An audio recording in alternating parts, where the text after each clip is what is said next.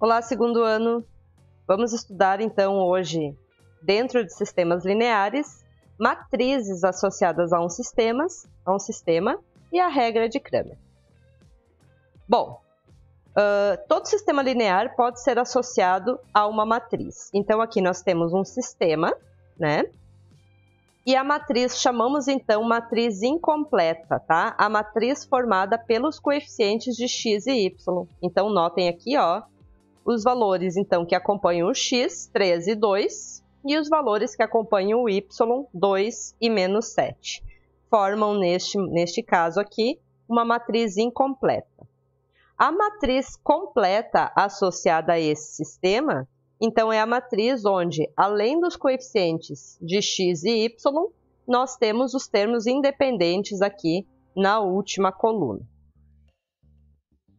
Aqui temos mais um exemplo, então, temos um sistema, neste caso aqui, né, de 3 equações e 3 incógnitas, e vou representar, então, na matriz incompleta, né, então, somente os coeficientes de x, y e z, tá? E na matriz completa com os termos independentes aqui, né, aparecendo então na última coluna. Observem aqui, ó, pessoal, que na última equação nós não temos o coeficiente z, né? Então, neste caso aqui, ele é representado por 0. Ok? Representação matricial de um sistema, tá? Então, a partir dessas matrizes, né, da matriz incompleta e da matriz completa, nós podemos montar, então, né, uma equação, né, a partir da multiplicação, então, da matriz incompleta com os coeficientes, né, do sistema, igual, então, aos termos independentes, tá, pessoal? Se vocês realizarem esta multiplicação aqui, tá? Desta matriz aqui incompleta pelos coeficientes, igualando aos termos independentes, nós teremos este sistema aqui inicial, tá? Então, olha só. 1x mais 3y, né? Primeira linha vezes a primeira coluna, é igual a este primeiro termo. Então, 1x mais 3y é igual a 7, né? 1x mais 3y é igual a 7.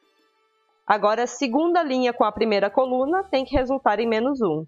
7x menos 4y igual a menos 1. Aqui está, então, a segunda equação.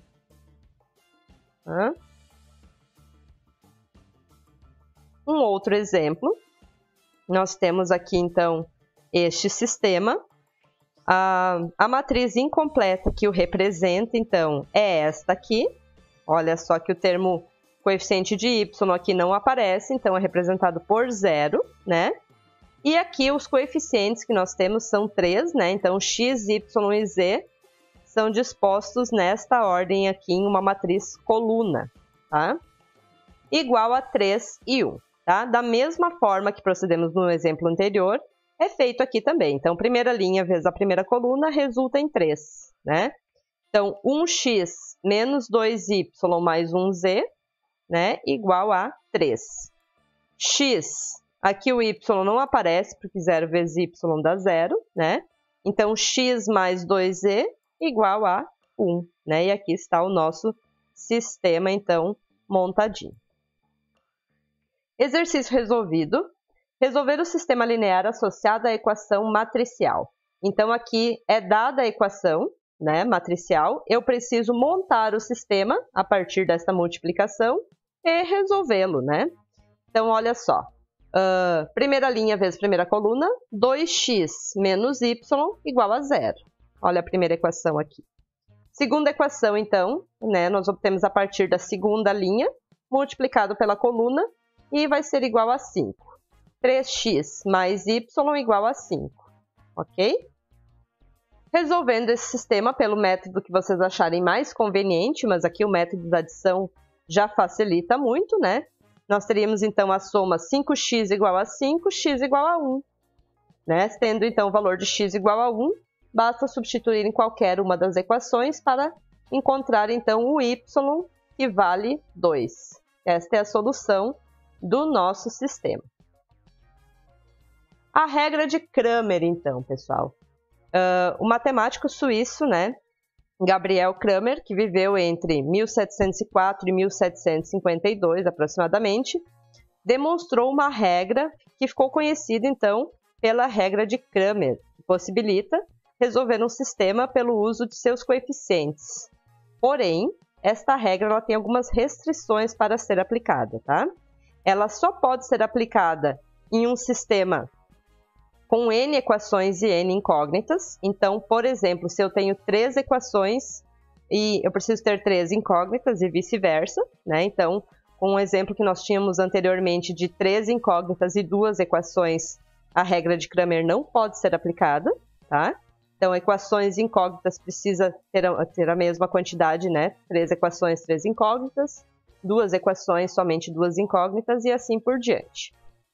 O determinante da matriz incompleta não pode ser nulo, tá? Então, nós já vamos acompanhar aqui, ó, como que fica, como que se resolve a partir da regra de Cramer. Temos o sistema aqui, né?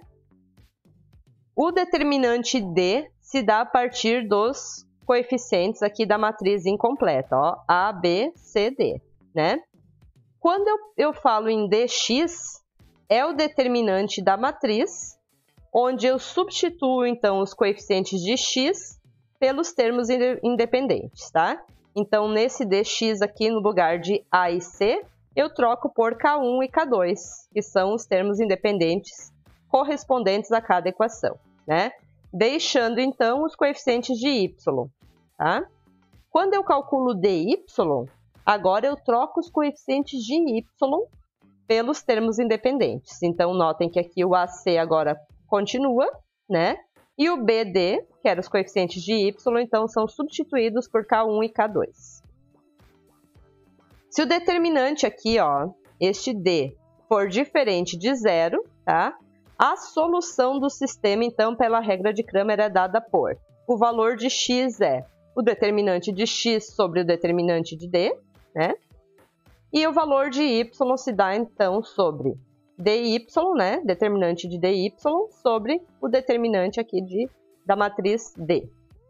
Nós já veremos, então, um exemplo bem prático para que vocês entendam melhor este conceito, tá? De modo geral, quando nós temos, então, este determinante aqui diferente de zero, nós teremos um sistema possível determinado, ou seja, um sistema com uma solução, tá? Quando este determinante aqui for igual a zero, aí nós podemos ter, então, um sistema possível e indeterminado ou um sistema impossível, tá? Mas isso, essa segunda parte aqui, quando este determinante for igual a zero, então, essa situação aqui nós estudaremos um pouquinho mais à frente, então, na discussão de um sistema linear. Exemplo, tá? Vamos resolver o sistema dado aqui pela regra de Cramer. Primeiro, pessoal, nós precisamos arrumar isso aqui, né? Realizar as multiplicações e deixar o sistema bonitinho nesse formato aqui, onde temos os coeficientes x, coeficiente y, né? E os termos independentes, então, do outro lado da igualdade, tá? Nosso determinante D aqui, então, se dá pela matriz incompleta, né? Então, 1, 1 e menos 1, e o y aqui é menos 1. Esse determinante aqui, né, resolvendo diagonal principal menos a diagonal secundária, este determinante resulta em menos 2. O dx, então, ó, agora eu vou trocar os coeficientes 1 aqui por 4 e menos 2, tá? E os coeficientes de y permanecem. Este determinante aqui também resulta em menos 2. E o determinante de y, então dy, quando eu substituo os coeficientes de y pelos termos independentes. Este determinante aqui tem valor de menos 6. Então, pelo que nós vimos da regra de Cramer, pessoal, o valor de x se dá por este determinante aqui de x sobre o determinante, né, da matriz incompleta. Então, menos 2 sobre menos 2 resulta em 1 positivo. Logo, eu já sei que o meu x tem valor de 1 positivo. E o valor de y, então, se dá a partir do determinante de y sobre o determinante d aqui, ok? Então, menos 6 sobre menos 2, menos com menos, mais 3. Aqui já temos, então, o sistema resolvido. É importante, pessoal, vocês saberem que essa regra de Cramer ela é mais utilizada em sistemas com mais equações e mais incógnitas, né? Sistema nesse formato aqui é muito mais prático, né, nós resolvermos pelo método da adição ou da substituição. Porém, é só para que vocês entendam como é realizado o processo. Outro exemplo, agora sim, nós temos uma matriz maior, né? Um sistema de 3 equações e 3 incógnitas.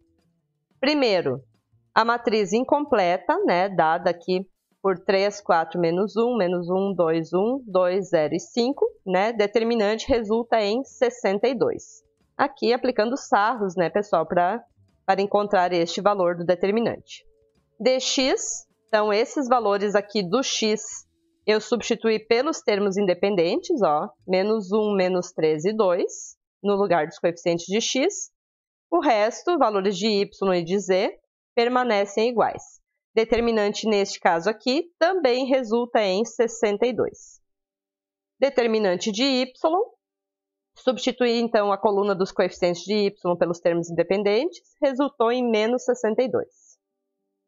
E agora aqui, ó, no dz, então a terceira coluna, que era a coluna dos coeficientes de z, foi substituída pelos termos independentes. E temos um determinante igual a 0 neste caso aqui, tá?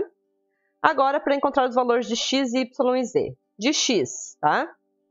Determinante de x, 62, sobre d, né? Determinante de d. Resulta em 1, né? Meu x vale 1. O y, então, menos 62 sobre 62, dy sobre d, menos 1. E z, né? O dz sobre d, então 0 sobre 62, resulta em 0.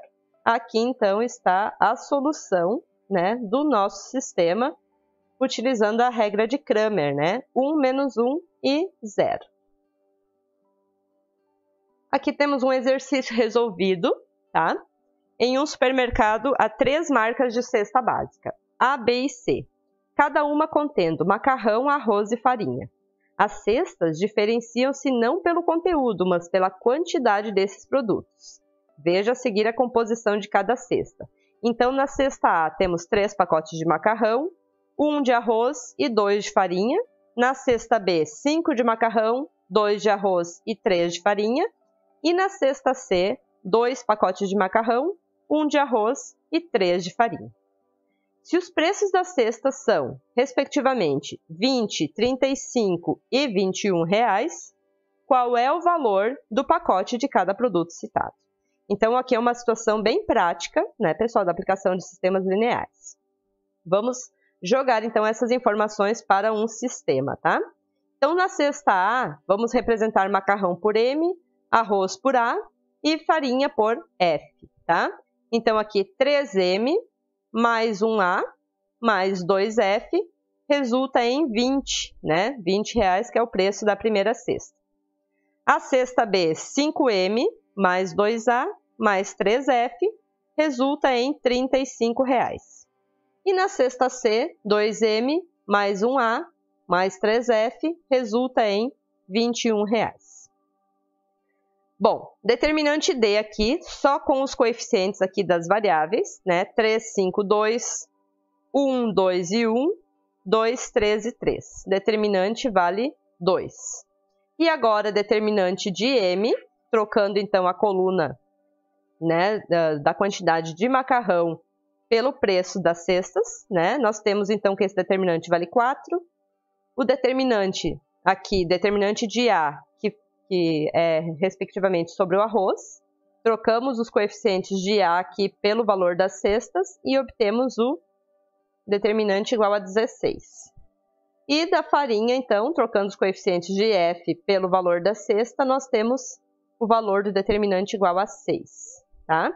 Então, pela regra de Cramer, nós temos que o valor do pacote de macarrão se dá por, tá? O valor deste determinante aqui, dm4 sobre 2, né? 4 sobre 2, 2.